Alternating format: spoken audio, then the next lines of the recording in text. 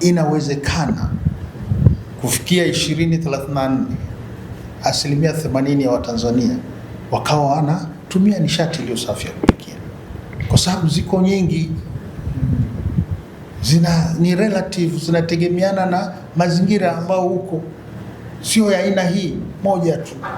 Na mwingine unaweza ukawa na choice, nitumie hii, nitumie hii. You see? Mfano, wakala wa nishati vijijini ndio inapeleka na umeme vijijini, imefikisha umeme huko vijijini. Kwa hiyo ina maana unaweza ukatumia hata jiko la umeme ambao ni nishati safi ya kupikia, na yako majiko ambao naambiwa yanatumia unit ndogo kwa gharama nafuu. Nyinyi sasa mmekuwa mabalozi, watumishi, maafisa na askari na watumishi walioko kwenye magereza katika mkoa wa Morogoro wamekuwa mabalozi kutumia nishati iliyo safi. Kwa hiyo nyinyi muwe ndo mashamba darasa, muwe vielelezo, hata viongozi wengine na jamii nao wazunguka, you see, na jamii nao wazunguka iweze kubenefit from you, iweze kulearn from you.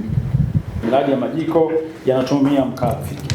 Mradi huo umewezesha kuachana kabisa na matumizi ya kuni kwa kupikia chakula cha wafungwa magerezani. Mradi huu unatekelezwa katika magereza yote 12 mkoa wa Morogoro. Katika utekelezaji wa mradi huo tulipokea jumla majiko 15 yanatumia mkaa rafiki au rafiki briquettes kwa ajili ya kupikia chakula cha wahalifu, ikiwa ni pamoja na viungo vyake, na kupatiwa mkaa rafiki jumla ya tani 236.052 sawa na kilogramu 236,052. Maana sisi tulikuwa ndio uharibifu wa mazingira, nadhani namba moja, sababu kila siku genge la kuni lazima litoke.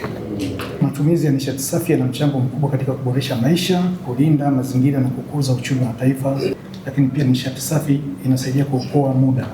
Kipindi kama hiki tuna wanafunzi 381, maana lazima uwe na genge la kwenda kutafuta kuni. Kwa hiyo unapoteza muda mafunzo.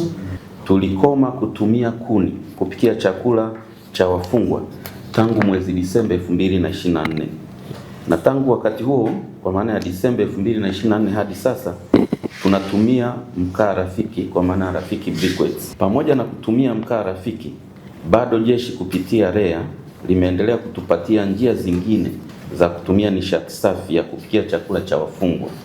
Kama vile, njia nyingine tulionayo ni ujenzi wa mfumo wa gesi vunde, biogas.